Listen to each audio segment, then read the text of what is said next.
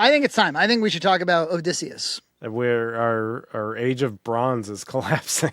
Before we go into it too much, there's a lot of movies out.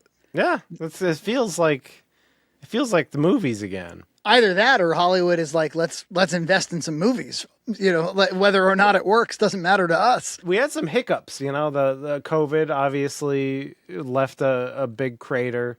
And then 2 years after COVID, they had that Hollywood writer strike. Remember that? Yeah, so maybe it's constipation. There's been some setbacks. So I think maybe this is finally... And I mean, these aren't... You look at the numbers, Toy Story 5, The Odyssey, Minions and Monsters... Yeah, Super Mario made $1 billion. These are making hundreds of millions of dollars. It's not like people don't go to the movies. When I go, there's people there, like quite a few, always. Yeah. However, I mean, I think obviously the thing that's kind of flipping is the movies that they'll go see. They'll go see Backrooms, Obsession. I haven't seen either of those. I intend to watch them and review them on this show eventually, because everybody wants me to see them. I just didn't. I guess this is what I'm trying to say. I struggled to make it out to the movie theater when I was in college. When I was a young guy. I'm sure you were too. I was in the movie theater all the time. Oh yeah, it was just like what you do. Not to James Rolfe it too much, with the whole kids thing. But the reason that I can obviously go see Toy Story 5, no problem. It's an easy decision for an afternoon. I'm gonna take Lori to see Obsession. To go see a 3-hour R-rated Christopher Nolan Odyssey movie. It's your own personal Odyssey. It's either going to mean that and by the way, it's not, the runtime is 3 hours and the movie I do sound like James in that video he made recently about how movies are.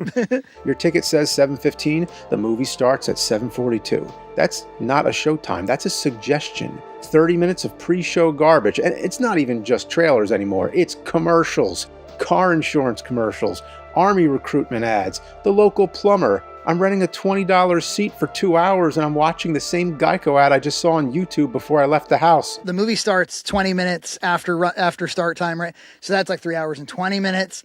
And then like there is the transportation time and there is this is like a 4.5 hour time investment all told. I can't go to the movies until after the kids are asleep. So I have to start this journey at like 9:30. So there's no watching it at home, pausing it, finish it tomorrow. None of that shit. I had heard somewhere that like it had leaked on the internet and I was like, oh my God, like, can we find it? Because that would make watching it so much easier. I know 70 mil, but I was like, I'm just trying to watch this thing. So obviously, can I leave my house and go see a movie by myself and leave my wife and child at home? Yeah, of course I can. But we get like 2 days a week together. You know, we have evenings as well, but like the weekend is special, narrow time together. And to be like, I'm going to go spend half of a Saturday going to see this movie. It's hard to decide to do that a lot of the time. It's easy to go see Minions. It's easy to go see Moana, you know. But yeah, we've had like our too many children's movies. So we're not even catching up with all those. We didn't see Moana or Minions. I see that Moana is doing very poorly. This live action rock Moana. It looked like hell. Like I don't know much about it, but I saw like it's only been 10 years or something since Moana. 2016. Right? Why are we doing this? Why are we making an ugly version? Maybe they just couldn't resist. They were like, we're going to have Dwayne Johnson play him. And it's going to be really cool that we got the guy. And I actually think it is kind of cool that they got the guy, you know, and he's all buff. Like, it's not like he's a fat guy who did the voice or something. Like, it's kind of cool to get him, but it didn't work out. You know, audiences didn't respond to it. Whereas Moana 2 made over $1 billion at the box office. But this summer, they're like, the live action one? Fuck yourself. So Supergirl, Moana, Mandalorian, and Grogu, I think are all telling everybody like yesterday's movies are not making money. And Backrooms, Obsession, The Odyssey, these are the movies that are making money. I think Spider-Man will do well. I think Spider-Man's going to do well. I don't know about what's the Marvel movie? Avengers Doomsday. I don't know how they'll do, but maybe because Robert Downey Jr. is back and X-Men are going to be in it, and it's going to be a big. Maybe. I think there's a distinct possibility that movie will underperform. I mean, what's the likelihood that it doesn't reach 500 million? It's pretty likely it'll get to 500 million, right? But Avengers Endgame made like 2 billion, or no, like 2.5 billion or something, some obscene amount of money. It's not going to even touch that. No. I don't care who's in it. I don't care who you recognize. I think that Spider-Man, Wolverine, I'm going to put him in there. Batman. I think those three guys can still pull some serious box office. I think none of the other superheroes have any fucking chance. Not Clayface, not He-Man, none of them. I will say about Clayface, it's coming out in October. It's kind of being marketed as kind of like a horror movie. Yeah, so maybe they're I think they're trying something. I think it's stupid. I think it's stupid to have a Batman villain without Batman. But I mean, holiday movies in general always tend to, if you can market a good horror movie around Halloween time, then sure. But the point is people are coming out to the movies and they're not seeing Mandalorian and Grogu, but they still come out for a Christopher Nolan movie, that's for sure. And I mean, I thought it was astounding that Oppenheimer, because people were like, oh, it's because of Barbie that they were together. No, I think Nolan just sells movie tickets. Yeah, guy's got a brand. And he's like one of the only people left, really, maybe besides like James Cameron. But he's been in Blue People Town for a while. For me, I was going to ask you this question. Is there a director where it does, like, whatever they come out with, you're going to drop everything and go see that movie? And I was racking my, because I was like, I'm going to see the new Scorsese movie if there's a new Scorsese movie, but I'm not sure I'm going to procure a grandmother to look after my child to go see it. So it's got to pass the grandmother test. Are you going to make special plans or are you going to just wait until it's more convenient? And I was thinking the only one I can think of, and Nolan for me does not actually pass this test. I've seen enough Nolan movies I thought were I get it. Yeah. But Quentin Tarantino, sure. Yeah, anything Tarantino. he makes, especially the last one. I mean, his final one. But when Once Upon a Time in Hollywood came out, I dropped everything, saw it right away. Well, I just reject your hypotheses. Robert Eggers is approaching that for me, probably, because even his Nosferatu movie, it wasn't like completely my cup of tea, but it's worth it to go. It was definitely worth it. Yeah, well, so on the topic of Eggers, when it comes to movies about ancient world, we both kind of almost said it at the same time. We're like, I think The Northman did this a lot better. Yeah. So just like the obviously the conversation about the Odyssey has gotten really annoying on X, but as a movie, like I just did not have a good time with it. You hated it.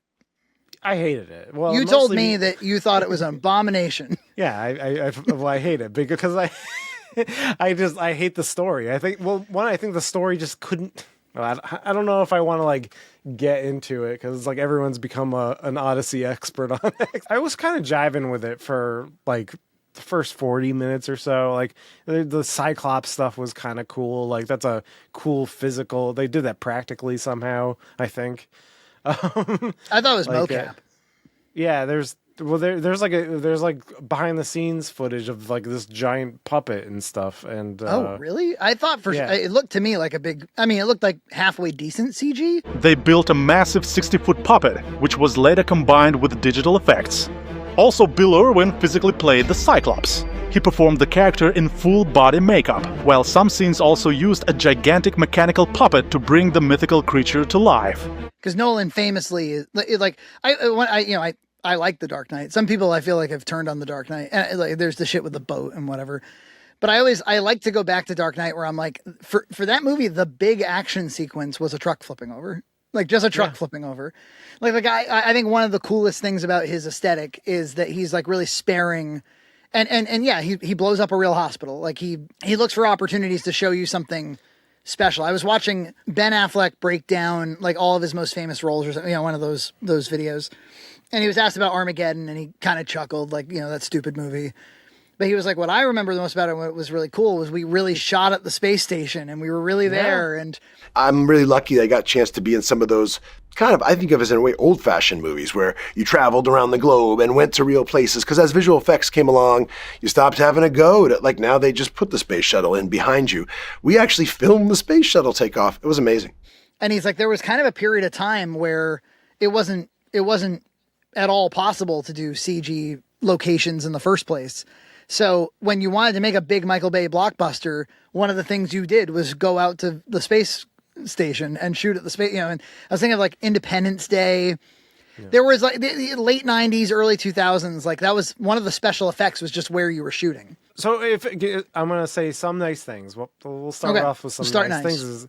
Well, yeah, because you bring up a good point. Like everything you're seeing, he probably made physically happen. Like there's no volume on this thing. There's no excessive CG. It's just like what you see is he probably made happen physically, which is very impressive. Very impressive. And they were out in Greece, Italy, Morocco, Scotland, Iceland, Western Sahara, Malta, and Los Angeles. I don't know. I don't know. I assume the suitors were in Los Angeles. Yeah, and so all that stuff was really good, but because of that, I think a lot of the fantastical elements, are scaled back and made more realistic. But I think after those first 40 minutes, I really started to feel the pacing problems, like to a painful amount. Like I was just like, oh, like looking at my watch kind of thing. It's like because he does that ADD like cutting between things, but then there'll be like long stretches and they're always like repeating dialogue. Like they're talking about Zeus's law a couple million times to really make sure you understand Zeus's law. Yeah. I actually think this is like a real weakness of his directorially is there are times where I'm watching the scene and I'm like, this scene feels like it's like real chopped down. We're cutting like in the middle of somebody saying a word. Normally you want to cut in a way that's kind of like melodic or rhythmic and stop on a beat, leave a pregnant pause. There were times where the cutting felt in the way that like, oh, this was a much longer sequence and we had to cut it for time. And then he does this thing that people have been talking about a lot. They're getting, obviously Oppenheimer did it like crazy. And I think Interstellar did it quite a bit too, which is like you're listening to the audio of the current scene and you're watching a mute clip from a future or past scene over it. And it's meant to feel smart and connected and next level and 4D chess or something, I think. But it feels unmotivated. Like at the end of the day. It's one of those things I feel a little bit like I'm a little sick of your shit, Nolan. I'm a little bit sick of this, because I feel like I'm watching a trailer after a certain point. I feel like I'm watching like a presentation. If you're going to make a 3-hour movie, we're like, oh my God, we shot a huge movie. I'm like, well, then can I stay in the scene? Can I just be in the scene? Yeah. In the dialogue problems with Nolan, for the first 40 minutes, even though I was vibing with the movie, like visually, because I was just going with it visually, basically. But when they were talking, I was just like, what? Even though they couldn't hear their beautiful American accents. But I've been thinking about the American accents. So for those who didn't see it, you know how in The Sound of Music, it takes place in Austria, so they should be speaking German, but then they all just have English accents, and to American audiences, English accents, speaks European. Yeah. Yeah. It implies that it takes place outside of America. In this, Matt Damon as Odysseus in 6th century BC is just talking like he's just Matt Damon, just Matt Damon voice. Yeah. But some of the written dialogue is poetic. I thought Anne Hathaway was by far the best actress, and maybe Robert Pattinson as well, but I thought those two did something fun with it. Yeah, they chewed the scenery at appropriate times. Yeah, well, you want a little bit of that in your big fun epic, way. right? Yeah. Yeah, well, yeah, exactly. In your epic, you want people to be kind of mellow, be a little bit of melodrama. I mean, they are epics, they are poems.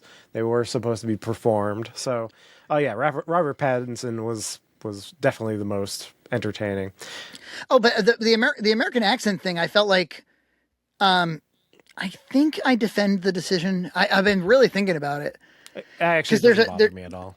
There's a problem with it, which is it makes the movie not feel like it's set in the ancient world. It feels like it's set in Los Angeles. Yes.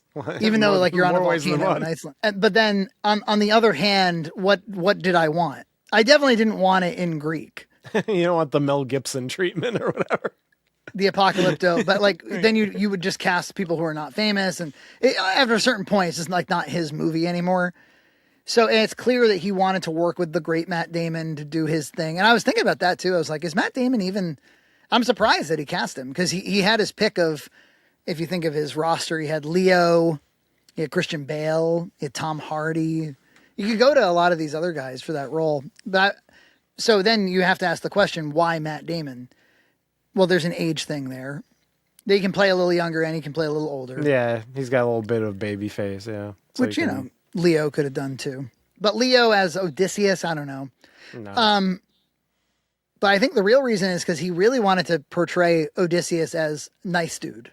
That's almost like the only thing I really take away from this character from this movie is like, boy, is he nice. He's an incredible actor, and he's a wonderfully charismatic movie star with a really beautiful, empathetic ability to draw the audience in and to his character's way of thinking. No one could stand between my men. Kind of. So one of my big problems stems from not of the other controversial casting. They actually didn't bother me, but like Matt Damon, like as Odysseus and that characterization, it just was like, yeah, sad suburban dad. Yeah, like Odysseus, like again, I'm going to be the Odyssey expert all of a sudden. But from what media I've seen, Odysseus is fun because he's a little bit mirthful. He's a little cheeky. He's a clever person. He's really emotional too. Like in the epic, he's like crying all the time for his like shipmates and his wife and everything. It's like he's pretty emotional. He's pretty he's got a lot of feelings and he's shrewd. He's a tactician, and I just don't think they didn't portray that character. Or they made him like the opposite. He's supposed to be proud too. He's proud of the Trojan horse. He doesn't think it's a war crime and is sad about it the whole way. Of course, spoilers, big spoilers, everybody. But this is the big thing: is that the Trojan horse and the siege on Troy, right? Odysseus is the king of Ithaca, sent to siege Troy, and they do. And he's like instantly regretful and grief stricken because the Trojan warriors rape and pillage Troy. And so they're colonizers. They're portrayed as colonizers in the movie. And then he exiles himself to make it up to his wife, Penelope. Right? I mean, that's basically. Yeah. That's it. Yeah. That's basically what happened in the movie. And so is that. But I mean, I guess I struggle a little bit with like, are you meant to make a faithful movie? Like, we're going to adapt. Mel Gibson would adapt that book. Christopher Nolan wants to make Christopher Nolan's The Odyssey, and it's an ancient book, and it's the kind of book that you would tell many different versions and tales of, and I think you're allowed as much kind of Creative Commons license with it as you want. Yeah, it just doesn't make sense. At which point does it betray the point of the thing in the first place? Well, yeah, and even like if he said it more in like a modern time or a different time where people are more sensitive to war crimes, like the Vietnam War or something, and obviously that's basically apocalypse now, so that's probably out of the question. Right? Yeah, it's apocalypse. That's probably why he didn't want to do it. But like, because an ancient Greek world is a brutal place, and they treat war differently than how we treat it. We in our houses don't see war that often. In our spoiled lives where we go to watch movies. But they would see war all the time. They would treat war differently. They would treat glory different. They would treat spoils of war differently than how we look at it now. And so to take that story of basically a Vietnam vet doing war crimes and being, it's basically Oppenheimer too. It's the same story as Oppenheimer. So take that story and transport it to the ancient world. It doesn't make sense. That's my problem. So yeah. I can't enjoy the movie because it doesn't make sense. If it was like a futuristic world, it was the Odyssey in the future, maybe I could make sense of it. But if it's like, because I know what that time period generally, like I wasn't there, but there's enough stories where you can kind of tell what the attitudes were of that era, and it just doesn't make sense. Even she's getting a lot of flack because she did that. The quote unquote woke translation of it. She was like, "Where's the glory? Where she's not? He would be like actually, loving the plunder. And where's the glory?" And so even she wasn't really happy with completely. She didn't say her whole, all of her thoughts. She probably may still enjoy the movie, but that was my problem with it. Was like it just doesn't make sense for me. And also, I thought the like ending sequence was like muddy and like clumsy. Like the whole battle sequence with the suitors. Odysseus returns to Ithaca his wife has been estranged from him. His son has grown up, and he never even got to see his son. And there's all these suitors that have been hanging around trying to take her hand. And he shows up, dressed as a beggar and murders them all. And so Nolan does get his cake and eat it too, where he's like, the heroic man still comes back, kills everybody, takes his wife. His wife wants to be taken. So you do have that, but also he's like, and I'm also really sorry for Vietnam. Yeah, but and then they couch it in this Zeus's Law thing, which they kind of broaden out to be just like the Golden Rule. The Golden Bible. Rule, like, yeah. It's really just for guest rights, but he broadens it out. But then he goes to the suitors and kills them all. It's like, isn't that kind of? I know they're violating Zeus's law, but I feel like this is a little extreme. But I definitely didn't like hate the movie. For me, it was like a solid like 6 out of 10. And I say that because I did think like the sequence with the Cyclops was, very compelling. It was really interesting to watch. There was a sequence with a character named Cersei. The actress was really great, actually. She was like the one that was feeding the soldiers. She turned, her stew turns them into pigs. And I thought the way that the camera kind of moved around the scene and it wasn't quite clear what was going on, and you started to kind of figure it out. It's just inventive. Like deforming their faces and stuff. It was just, cool, inventive stuff that this guy always seems to bring. I'm not positive that shooting on film, at times I think it looked striking. My fear is that like they're still doing like digital color correction on film. It was very drab. It was very washed out in most things. It was very very muddy, especially low light. It was very muddy. Yeah. So when it was outdoors and they were walking around Greece or whatever, I thought it looked really cool, and I was like very like drawn into it on the boats more, most of the time. Anytime we were with the suitors and it was like lit by candlelight or there were, outdoor torches or anything like that, I was like, why is it so muddy? And I was like, because you're not supposed to shoot low light with film. That's like a digital thing. It's a little strange. I'm not sure that. And you could tell that he was using like really like high f-stop lenses for the indoor scenes. You can do it. It's just like not going to go super great. It doesn't look great, and I felt it looked, like I said, especially that last action scene. Like it was really hard to read everything, and like Matt Damon's like swinging around this axe in a really funny way. Although Robert Pattinson was very funny, and he's like telling people to pick up weapons. It was almost like a comedy scene. He's like, it got like a little farcical, like a little farcical. So he was fun. I definitely thought Tom Holland like didn't fit at all. No. Or the Punisher there. Yeah, he's talking like a fucking New York gangster from fucking Troy and shit like that. He's like, you know something, Red? I think. Let me tell you something. If any of the actors or actresses had English accents, maybe that should have been the thing. It's like, don't tell Tom Holland to have an American accent just because Matt Damon's got one. Yeah, I know. It's like they're like, all right, Tom Holland, come into this film and talk like Spider-Man. It's like, fuck. My name is Peter Parker, and MJ is Athena, the god of love. I've been playing a 16-year-old for 20 years. Friendly neighborhood Spider-Man. I'm just a neighbor from across the hall. Friendly neighbor. Speaking of Zendaya, can this be enough, please? You don't want more Zendaya in the sand? Some sandy Zendaya? She always has a fucking hood on and is staring disapprovingly at people in the sand. I feel like she was better in the Spider-Man movie, like especially the first couple. Like she actually has more. She has more. At least she like smiles more or whatever. She has more energy. But yeah, in most of these Hollywood blockbusters, she's making the same face. And so yeah, she plays the goddess Athena, and she.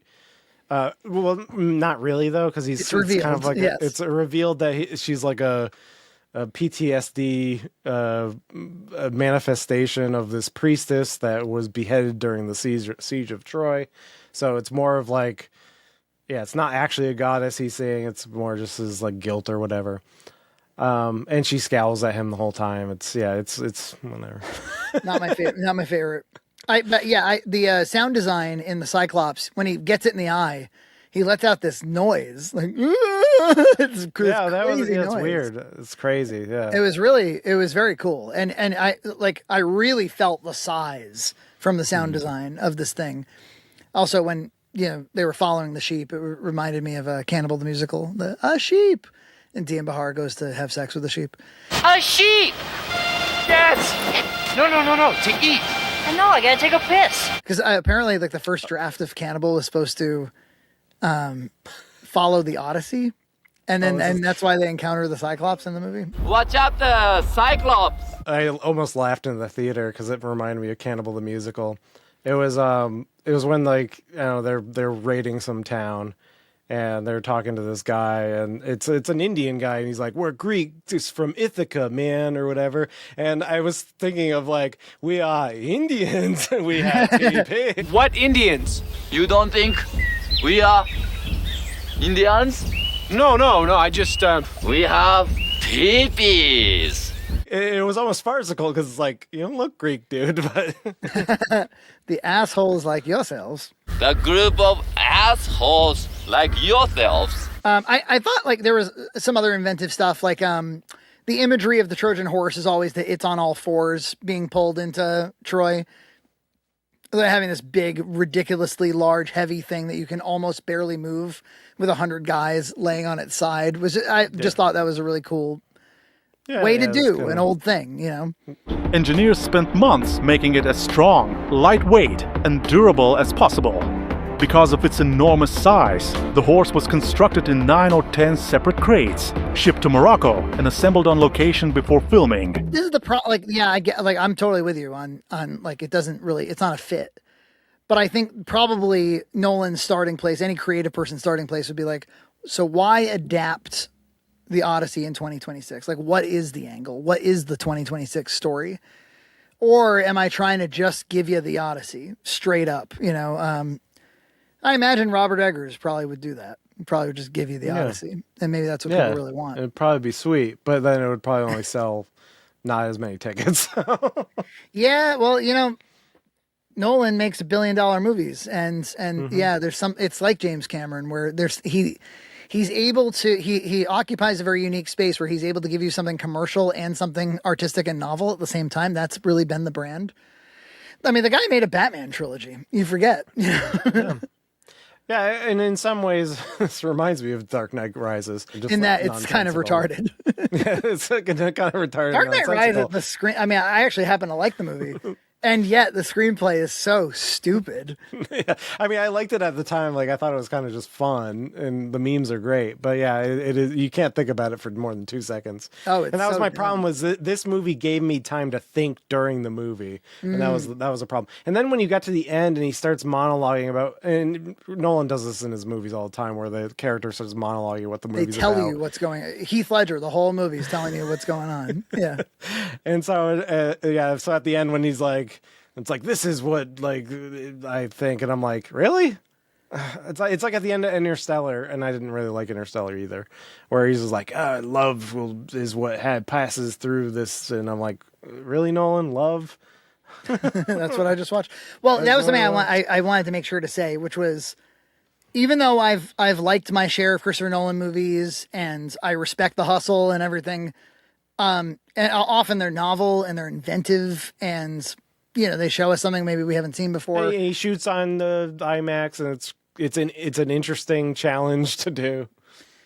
I saw Dunkirk in IMAX, and that was fucking crazy. I could smell the diesel fuel off of the planes. I mean, it was like probably the most immersive viewing experience I've ever had by a long shot, and the sound was like deafening.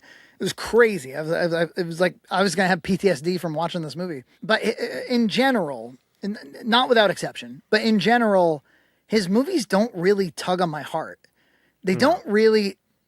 He's a thinker, not a feeler. This guy, I think. That's why I think most of the movies that I enjoy, Oppenheimer was kind of, for some reason, was different. I did enjoy it. Mm-hmm. I think it's because of maybe Cillian Murphy just being that good. His performance was really nice. Yeah. It was pretty incredible. But I think mostly I like when Nolan's doing more of a thriller type of thing. The Prestige is an amazing movie. Prestige is an amazing movie. Prestige might be my favorite Nolan movie. Yeah. But I again, it's like I feel something while I'm watching that movie, but I'm not like super emotionally invested in The Prestige. I'm more like watching this really cool movie about this really cool concept. He's got this really cool concept. I'm watching great performances and great cinematography and interesting twists and turns and a screenplay that captivates me. But I'm not like, when you're watching like Rocky in the 14th round, that stuff, or when you're watching Frodo going on the ship to say goodbye to his friend, that stuff. Nolan doesn't come anywhere near that for me. I can't, and like the Odyssey might be a great time to like make me feel something, to really like tug on my heart. And so he doesn't do that. And he doesn't make me laugh either. I mean, this guy stays away from comedy.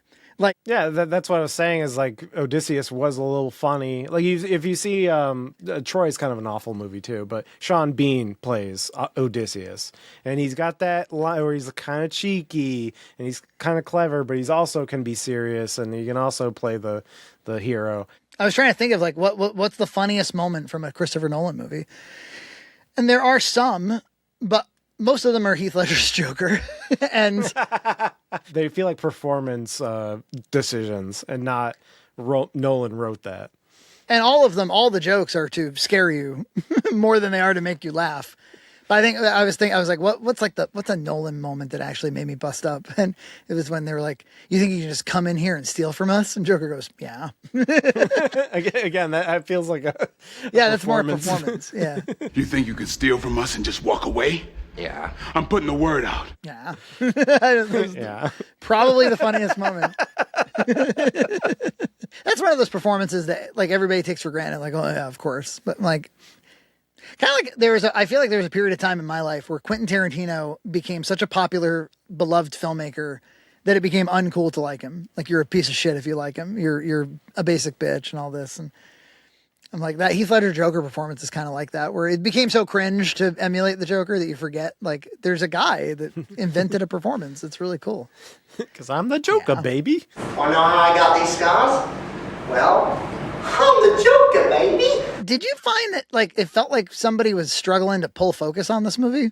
Like, were you, especially like tracking shots in low light, like maybe I'm thinking of one in Troy where there's, Odysseus and somebody else walking and talking, and like the camera's really struggling to like decide who's in focus here. Well, I think all the low light scenes kind of felt that way. Like I was losing my own focus, so I probably didn't even notice. There's something about these IMAX cameras. I don't know what it is. Maybe the sensor's too big, and you can't really pull focus. It feels like claustrophobic or something. Do you feel claustrophobic with these? There's like something about the frame. Yeah, maybe. That just like I feel like I wanted to see more. I mean, like, my presentation. Well, isn't the true format 4:3? Yeah, there was the 4:3, and so I'm watching a cropped version. Cropped version. Maybe I should have watched it in IMAX.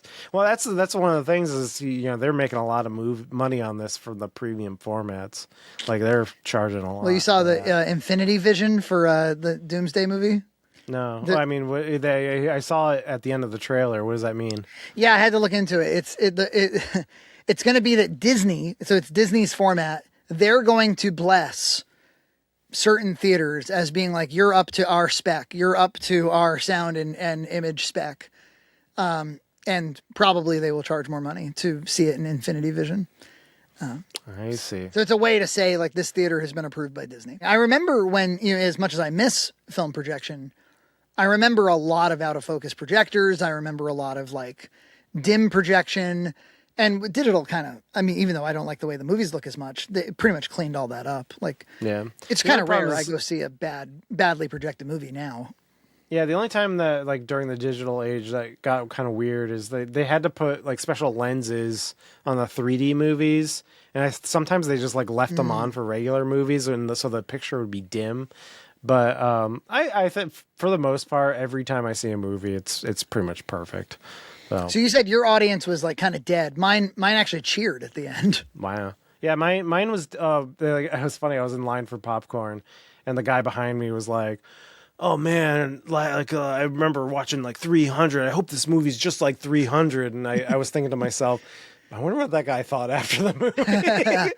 I wish this was a Zack Snyder movie about the Odyssey. That's funny. Yeah, and then when I walked out of the theater, like people were just kind of like murmuring, like, "Oh, okay, well, that's like a movie." And there was a lot of. I went kind of late too, so people were probably just sleeping. So I can't. That was just anecdotally my theater, which was pretty late. So people. Yeah, I went to a 7 p.m. showing. It ended at 10:30 or whatever. And there was a big eruption of applause. And I heard some guy behind me be like, he is good at his job. He is good at his job. And it reminded me, I kept seeing this news story that Tom Cruise took out like a group of like AMC employees. He had heard that they had not seen the movie yet. I'm not sure what he was doing hanging out at like a mall AMC in the first place to be like, you haven't seen the movie? So it must have been some kind of stunt. Yeah, but he took him into the IMAX and they all watched the movie together. You know who else had a big plan to see the Odyssey? Well, Tom Cruise. Oh. He was supposed to actually attend an IMAX screening at a New York City AMC, but all that bad weather this weekend delayed his travel, and he didn't get there until after the movie ended. So what does he do? He decided to give AMC employees an experience they'll never forget. He rounded up every staffer, everyone sweeping up and restocking concessions, and invited them into the theater to watch the movie with us. That's pretty cool. Is really cool. That's cool, because it's really hard to get an IMAX ticket. And they were like, reportedly, or like it's confirmed that the whole time, Tom Cruise kept saying, "Oh, that's fucking sick. Oh, that's fucking sick." And like applauding and being very enthusiastic, Tom Cruise. Eating his popcorn. I just saw an interview with him where he was talking about like how to get different looks for different kinds of movies, and he's like so enthusiastic about movie making. This guy's been a big part of movie culture for a long time, like 40 years, and he is still psyched about movies, even the ones that are kind of shitty. Well, I can see, like I said, I can see why people like the movie. Like, you know, it's got a very compelling aesthetic to it. I think people do crave just like physical. I think people have been, especially with like you see AI videos and everything's so fake all the time, and just to see a movie shot on film, lots of real sets, real props, real trickery going on to make the Cyclops and stuff like that. That is nice. Yeah, well, it was not factory made. You can't, and that's why I'm reluctant to like go really hard on the movie, because I'm like, dude, like I've seen like Ironheart, like that's where I'm coming from, or like we're watching House of the Dragon right now, and like it's falling apart. This is a piece of shit this season. It is. Yeah, I just will never watch this movie ever again. It's like it has nothing for me. Same. It just kind of makes me like frustrated. So. Do you remember that scene in The Dark Knight when Talia al Ghul dies? And she does like the South Park thing where she's like, bleh. She's like, work is done.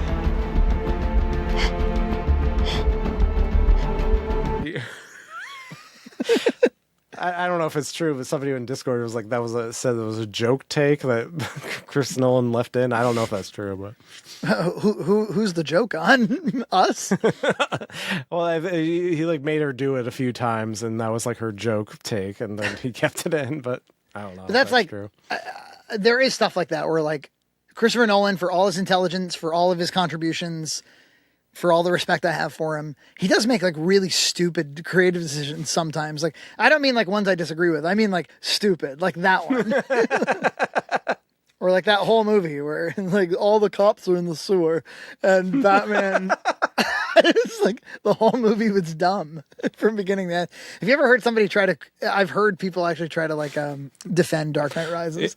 You can't. Or like how like they have a quarantine in the city and then like Batman just walks in. It's like, it's stupid. I love it. You can't think about it. Maybe that's what people are doing with the Odyssey. They're not thinking about it, and that's probably the way to go. Yeah. You have to, you have to see it in Nolan vision. But I was watching that Tom Cruise interview where he was talking about all the different looks of movies and all his experience. And he was like really vibing with the interviewer. And the interviewer admittedly was doing a good job. He was relaxed, but also very like respectful. And at the end, the interviewer puts his hand out and he's like, "Hey, and if you're ever in town, I'd love to see a movie with you." And Tom Cruise puts the hand out and he goes, "Hey, That would be fun.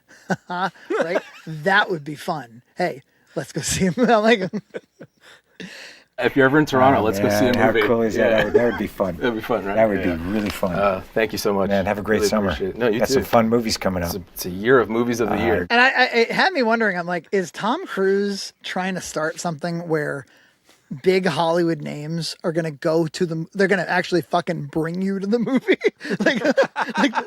That's how they're going to get audiences to come in. They're going to show up to zip codes. They're going to be assigned zip codes and like bring some people to the movie. Like ringing your doorbell. It's like, hi, I'm Tom Holland. I'm still playing Spider-Man. Come to my movie. You know what? Obviously I'm exaggerating.